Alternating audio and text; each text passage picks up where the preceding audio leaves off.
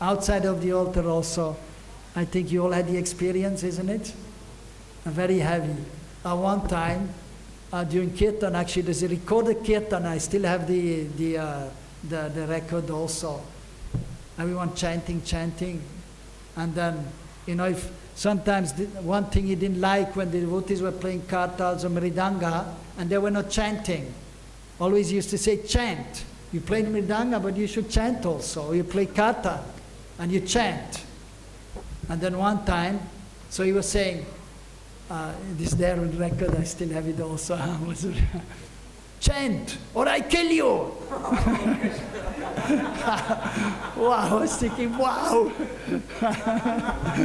So that was in front of the deities. I don't know who it was. But it is there, I still have also that, you know. That is a good one. I was thinking, wow! Of course, you know, so that is heavy chastisement. And I'm sure that devotee really chanted after that, very seriously. So very heavy. But that is the nature of a great devotee, and so heavy like a thunderbolt.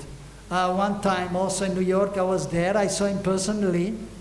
So that was actually after Chaturmas. Somehow something was going on, some conversation. And then he was so upset with one devotee who didn't follow. He took his Brahman thread. And he was just saying, I'm cursing you. And he broke his Brahman thread. Haribol. Yeah, one time that was after Chaturmas in New York, just outside the temple, I was there. He was just, one devotee was not doing exactly what he wanted. So he took his Brahman thread. And he cursed him. Of course, when a pure devotee is cursing, like Narada, he was cursing the Nalukuvera Manigriva to become 3. So that is a blessing. So if a great devotee is cursing, that is a blessing also. So he took the Brahman thread and he uttered a curse to that devotee and broke his Brahman thread. So in the beginning, very heavy. So anyway, yeah. Of course, that was a blessing also, but still, he was really like a thunderbolt. I can't remember what he said. I was also a little distant, and I just, you know, because he broke the Brahman thread, that shocked me, you know. So, but what he was saying, I don't know. But, you know, we know, curse is a blessing in disguise. So that is Indra Prabhu, soft like a rose and heavy like a thunderbolt. Yeah, I remembered last year there was you see a bumblebee that is very auspicious. A black one, yeah. Jai, Krishna bumblebee, coming to listen about Indra Prabhu, yeah. So it's very auspicious if a bumblebee is coming, sometimes coming on the altar or some ceremony, or here is a ceremony. So when a bumblebee is coming, it is very auspicious. As we know in the Srimad Bhagavatam 10th canto, so the Uddhav came just to learn about the Brijabasis and especially the love of the gopis, and then so he understood that he's very insignificant, although before he thought he's the greatest devotee of the Lord, most intimate, and he was very confidential friend of Krishna, Uddhav. But when he came to Braj, he understood that my devotion is nothing in comparison to the Brijabasis, to his friends, to his parents, to the gopis. So then the gopis were there when Bumblebee came, and Srimati Radharani had some conversation with the Bumblebee. So Bumblebee is very auspicious. So, yes, so we are talking about Indra Prabhu. So, and that means we're talking about Sankirtan, we're talking about Chaitanya Mahaprabhu, we're talking about Krishna, so that is very auspicious. Yes, so of course there are so many things more to say, but I think I should not keep it too long. We have till 2:30, so I can speak 5 minutes more. So he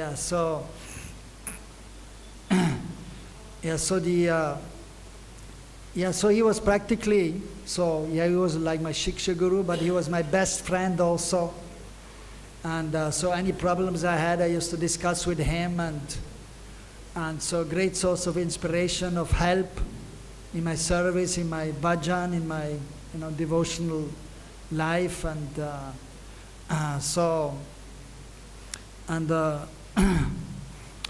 yes, and whenever, so he was so very much fixed in chanting the holy names and in worshipping deities. Like his deity worship was also extraordinary, how he was fully absorbed in worshipping his deities, and then after so many Shilas came more and more. Now at the end he had 2,000. And he used to have some devotee also sometimes reading the different scriptures dealing about Radha Krishna's pastimes, like Govinda Lilamrita, Krishna Bhavanamrita, and he used to be completely absorbed in his deity worship. Of course, his deity worship was quite special, and he was so very strict in his renunciation. He was very renounced, and of course, so his sadhana was also extraordinary, but not to be imitated, because he was a kind of avadut also.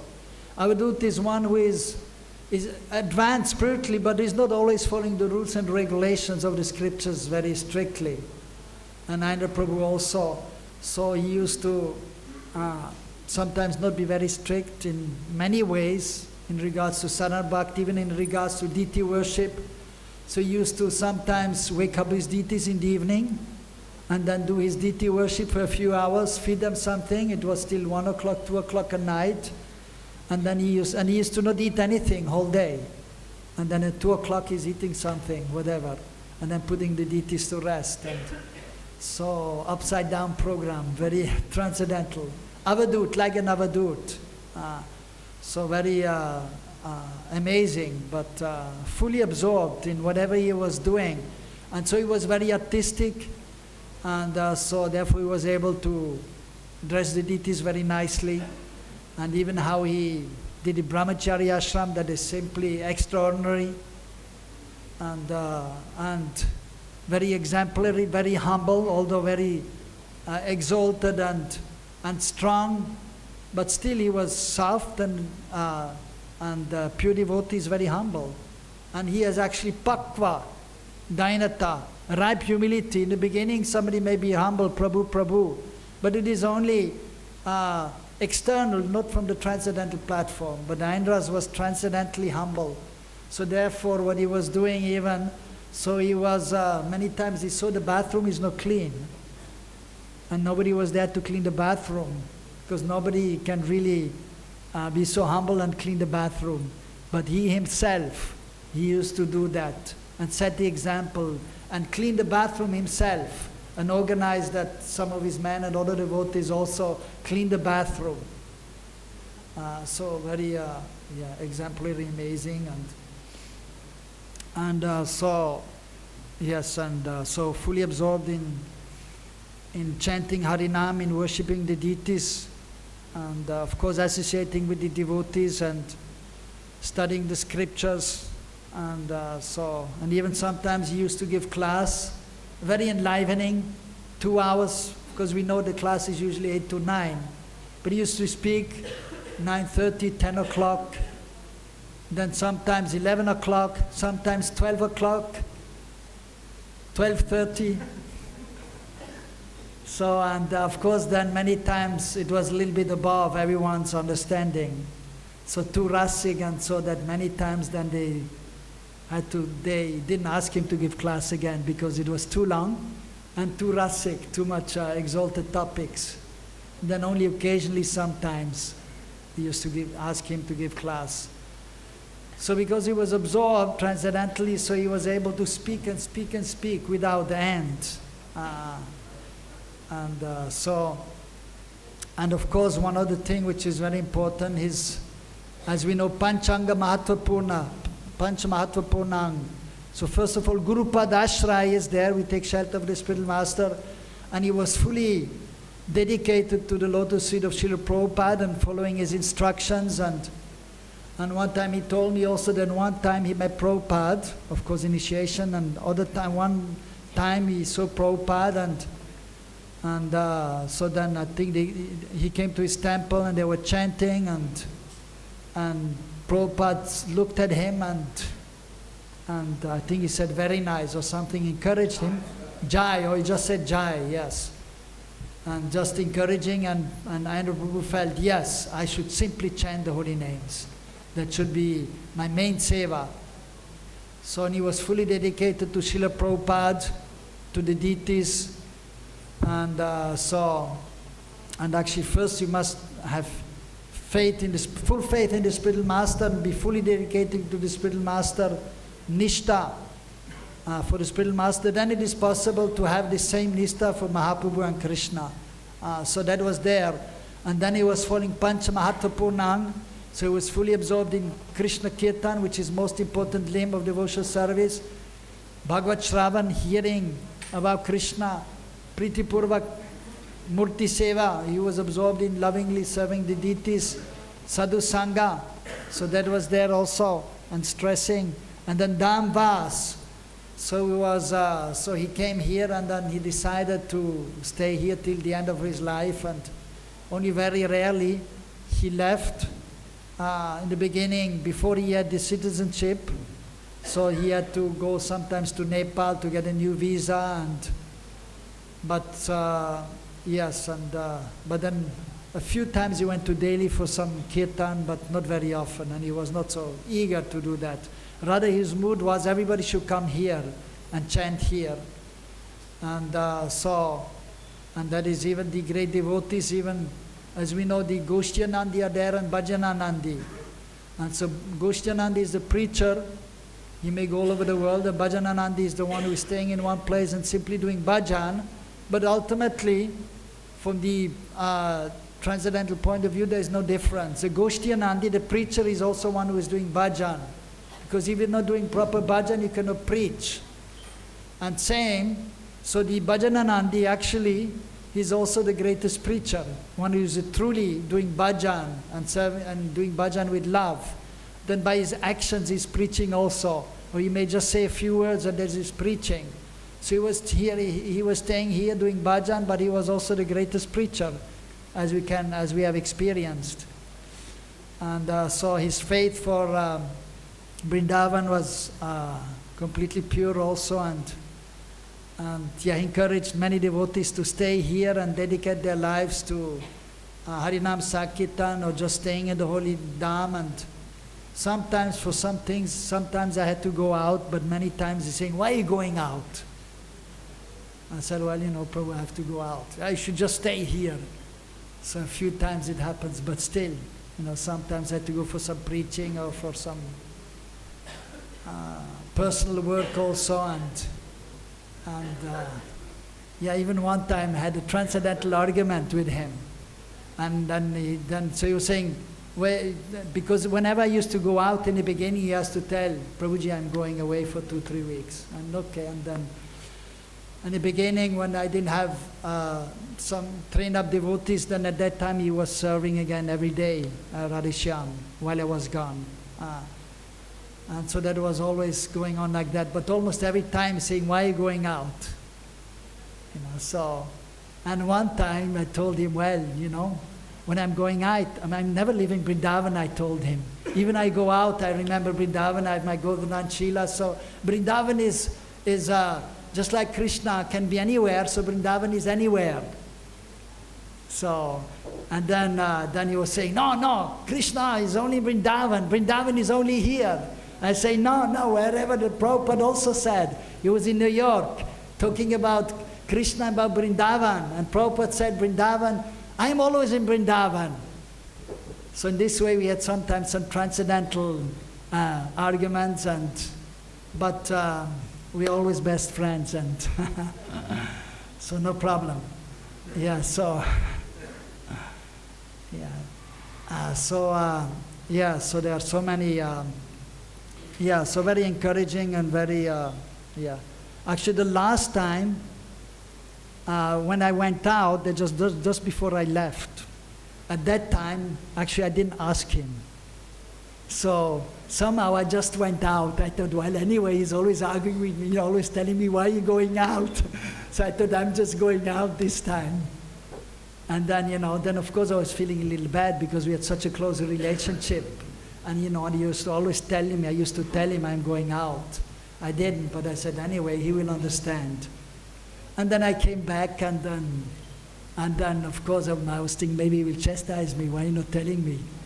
But then he was just, he understood my mood also. He was saying, oh, very nice to see you back.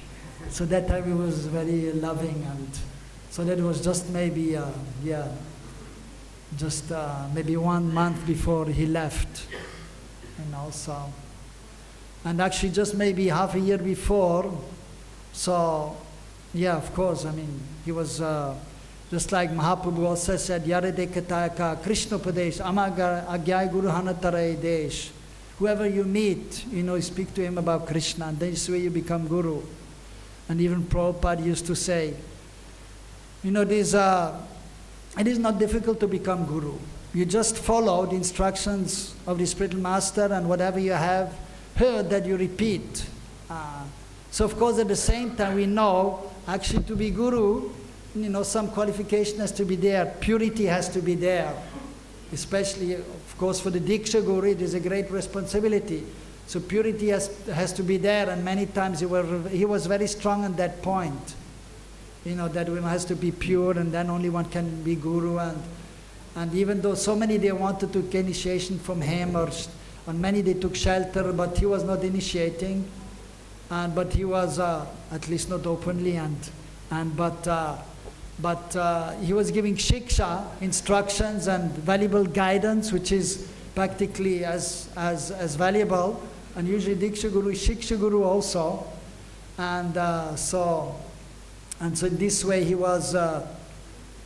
So he himself, he was definitely empowered, and he was helping so many devotees who were their own Diksha Gurus, but they were even more inspired. Sometimes it happens that one is more inspired by the Shiksha Guru.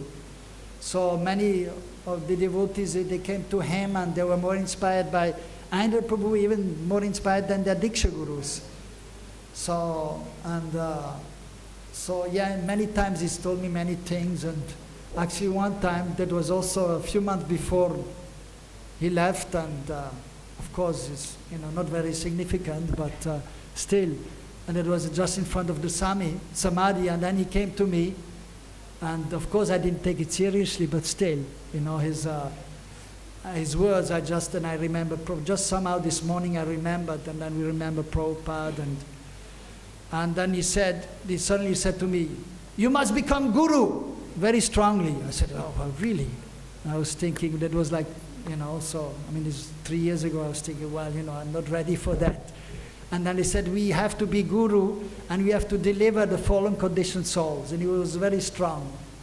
So either we are, of course, Diksha Guru, must be very qualified and empowered. But then, so, as Mahaprabhu said, and so we should, whatever we have learned, so we should then actually give that to others. And even then by this process, actually, then we become more enlivened. And then we can make more and more advancement. So Ayendra Prabhu, he was definitely empowered by Prabhupada, by Sri Chaitanya Mahaprabhu, by Radha and Krishna. So his level of advancement was very high, definitely. Uttam Vaishnava, Uttam Adhikari.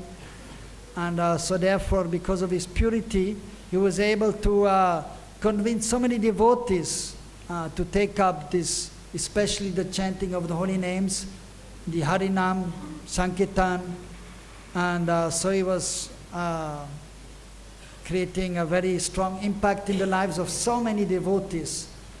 And so it is, yes, of course, then it was very unfortunate for all the devotees who knew him when he suddenly left. Also remember, it was Saturday or Sunday? And I think it was Sunday. Saturday? Saturday. Huh? He left, no, he left Saturday night. Yeah, Sunday he was supposed to. No. Maybe on Saturday he dressed, I can't remember. But it was his day of dressing. And then that time, so I was actually at home. And then, so then they called me, it was like 20 to 7. And the devotees called me, Ayendra Prabhu has not come. And many times he like, sometimes because he took rest, sometimes late, sometimes 2 o'clock, 3 o'clock. And then he had to do deity seva, so he slept sometimes only 1.5 hours or 2 hours. So it was not unusual that sometimes he was late in getting up. And then sometimes he used to get up 5:30 or 5:45 and then quickly take a bath and come on the altar by 6:30 and then dress the deities. Sometimes with some help of some devotees. So it was like 20 to 7, nobody there, Ayendra Prabhu not there. And then they called me, Ayendra Prabhu not here. He's supposed to dress, we knocked on the door, but he's not opening. So then I immediately rushed on the altar, and with the help of one devotee, in half an hour we dressed Radheshyam. So then I was wondering, oh, this is very strange, and he's not there. And anyway, I didn't think much, and then I come out of the altar, and then Adikeshav Prabhu, he comes to me, and then he just mentioned that he left. I could hardly believe it, and then, but still, then we went upstairs, and then, so we saw that he had actually left, and so it was definitely a great shock, and for all the devotees, but somehow then life has to go on, and it is going on, and we know we all the eternal sons of Krishna, and so there's no birth and death for the pure devotees, for the devotees.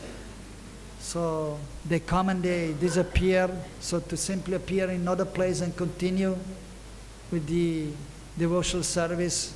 But still, when the spiritual master left or a dear friend is leaving, then it is natural to be in a state of shock and to cry and feel so much separation. So for many devotees it was very difficult for quite some time, and I'm sure even till now many feel this separation. And of course then even this feeling of separation is actually helpful, and if we are sincere then we can still feel the presence also of Ayendra Prabhu or the pure devotees, and that is actually very helpful than these feelings of separation. And then we can, if we are sincere, then we can feel the presence again, and then we can, with new enthusiasm, we can continue serving. And then some other times then these different moods are coming. So Sambhog, the meeting, feeling connected to Krishna or the spiritual master or the friend, Ayendra Prabhu, and then sometimes feeling separation, or we may even sometimes cry. So that is all helpful actually for our becoming more and more attached to the pure devotees, to Chaitanya Mahaprabhu and Krishna. And this is increasing actually eternally. We can see in Radha Krishna's pastimes, Radha Krishna, they are eternally together, but they perform these pastimes. Also Vipralamba Bhav, Viraha Bhav, that there's some separation there, and that is augmenting then the milan, the meeting, the happiness of the meeting. It is mentioned in the scripture that before the separation, so there's some transcendental pleasure, but after the separation,